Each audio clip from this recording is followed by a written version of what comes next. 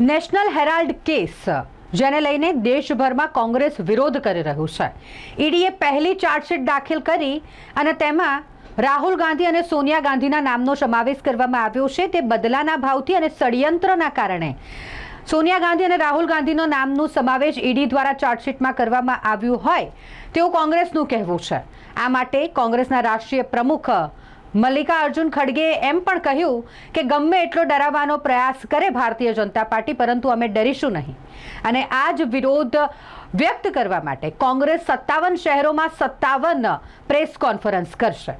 આજથી લઈને એટલે કે 21 એપ્રિલથી 27 એપ્રિલ સુધી નેશનલ હેરાલ્ડ કેસમાં ઈડીએ જે ચાર્જશીટ દાખલ કરીને જેમાં સોનિયા ગાંધી અને રાહુલ ગાંધીના નામનો સમાવેશ કર્યો છે તેને લઈને કોંગ્રેસ દ્વારા વિરોધ પ્રદર્શન કરવામાં આવશે અને જેને નામ આપવામાં આવ્યું છે ભારતીય જનતા પાર્ટીનું જૂઠાણું.